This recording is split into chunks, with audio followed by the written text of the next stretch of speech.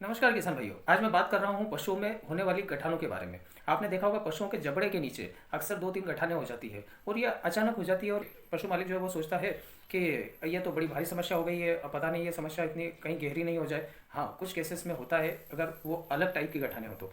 पर अक्सर आप देखते हैं अगर कि नींबू के आकार की गठान हो रही है या संतरे के आकार की, मौसम्बी के आकार की गठानें हो रही है और बिल्कुल गोल है और कड़क है, तो ये कड़क रहती है तो आप क्या करते हैं कि आप इलाज के लिए किसी को बुलाते हैं और उसे बोलते हैं कि इसको सुखाने के लिए, इसको बिठाने के लिए इंजेक्शन लगा दो।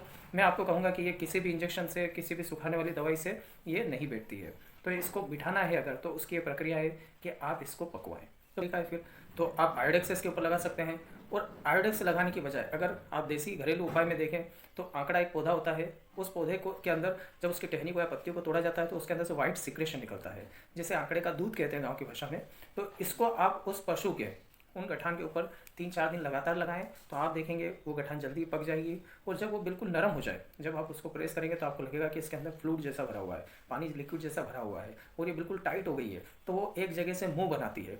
पशु चिकित्सक को बुलाएंगे तो वो चीरा लगाएंगे उस पर और फिर उसको बीटाडीन या पोइडन आयोडीन से इरीगेट कर देते हैं। तो गठान के अंदर जो लेयर होती है वो पूरी उससे पोइडन आयोडीन की वजह से ख़त्म हो जाती है। वो पूरा पस जब बाहर आ जाता है तो 1-2 दिन आप दर्द सूजन की गोली और एंटीबायोटिक देते हैं तो वो गठान जो है पूरी तरीके से ठीक हो जाती है।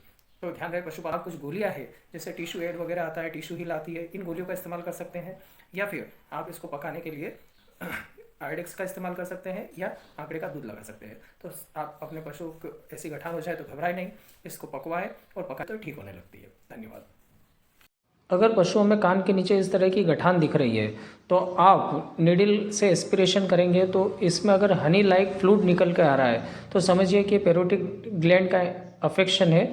अदरवाइज़ ये एक नोड्यूल डेवलप हो गया है जो किसी ट्रॉमा की वजह से भी हो सकता है। और जब आप इसको राइप करवाएंगे तो राइप करने के बाद में जब इसको एस्पिरेट करेंगे तो आप इसके अंदर से पस इजीली ड्रेन आउट कर सकते हैं। इस प्रोसेस को बोलते हैं मार्सुपियलाइजेशन, जिसके अंदर स्टेप इंसिजन दिया जाता है और इस स्टेप इंसिजन के बाद में इस डिपेंडल पार्ट से सारा पस जो है वो ड्रेन आउट कर दिया जाता है।